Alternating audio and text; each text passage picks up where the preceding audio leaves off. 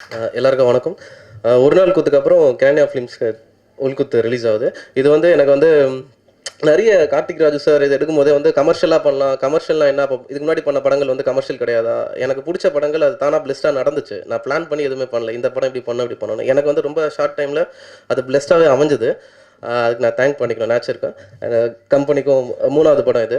Karthik Raju sir நானும் பேசும்போது வந்து இது வந்து ஸ்பாட்டில் போயிட்டு ஒரு ஒரு ஒரு ஒரு டேக்குமே வந்து பிரமோஸ் சார் இங்கே இல்லை, அவருடைய ஒர்க் வந்து இந்த படத்துக்கு ரொம்ப பெரிய ஹெல்ப். ஒரு ஒரு ஷாட்டும் வந்து ஆர்டிஸ்ட் எல்லாருமே கொஞ்சோண்டு வருத்தப்பட்டோம். ஏன்னா ஒரு ஒரு டேக் வந்து 35-40 தடவை நடிச்சிட்டு இருக்கும். இது இப்படி பண்ணலாம் அப்படி பண்ணலாம் வந்து அது ஏன்னா வந்து ஆடியன்ஸ் வந்து எங்கேயுமே வந்து பஞ்ச் பேசுகிற மாதிரி வேறு இருக்கும், கபடி கபடின்னு சொல்லிட்டு. ஸோ யாருமே வந்து அதை வந்து அஃபெண்ட் ஆகிடக்கூடாதுன்னு சொல்லிட்டு அதை ஏற்றுக்கணும் அப்படின்றதுனால ஒரு பயம் இருந்துச்சு. அது கார்த்திக் ராஜ் வந்து ஃபுல்லாக சப்போர்ட் பண்ணார். இது ஒர்க் அவுட் ஆகும் பிரதர், பண்ணலாம் அப்படின்னு சொல்லிட்டு. பிரமோஸ் சாரோட ஷாட்டு அது ஆனால் தொடர்ந்து பண்ணிக்கிட்டே இருந்தோம். அப்போ பண்ணும்போது கொஞ்சம் கஷ்டமாக இருந்துச்சு. இப்போ ட்ரெய்லர் பார்க்கும்போது நல்லா இருக்கு. அண்ணன் வந்து நம்ம சின்ன வயசில் விக்ரம் சாரோட ஒரு பாட்டு இருக்கும், அதனால ஃபாஸ்ட் பீட்டு விடிய விடிய ஜனனம்னு நினைக்கிறேன். அந்த சாங் எனக்கு தெரியல, சாங் கரெக்டாக சொல்கிறேன் நான்.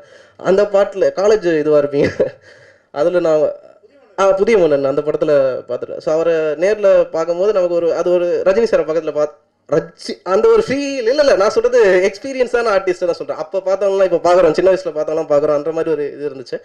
எப்பவுமே நான் தான் வந்து டேய் 5 ரூபா கொடுத்தா 5 ரூபாய்க்கு நடி, எதுக்கு வந்து இவ்வளோ கஷ்டப்படுற கீழே வந்துட்டு அப்படின்ற மாதிரி ஒன்று இருக்கும். ஆனால் அண்ணன் வந்து ஸ்பாட்டில் வந்து பார்த்தோன்னா பயங்கரமாக இருப்பாப்புல. எங்களை யாரா இவர், நம்மளே தாண்டி ஒருத்தர் பயங்கரமாக இருக்கு.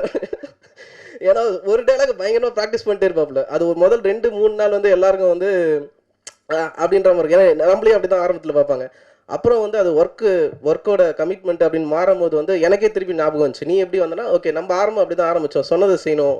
ரஞ்சித் சாருக்கு அப்படி தான் நம்மளை பிடிச்சது. ஒரு வேலை கொடுத்தா செய்வோம், கரெக்டாக இருக்கணும் கமிட்மெண்ட் அப்படின்னு சொல்லிட்டு அந்த பிகினிங் இருந்த விஷயம்லாம் இந்த படம் மூலிமா திருப்பி எனக்கு ரீகலெக்ட் ஆச்சு. நான் போர் அடிக்காமல் திருப்பி வந்து அது 35 தடவையோ 40 தடவையோ நாங்கள் ஒர்க் பண்ணோம்.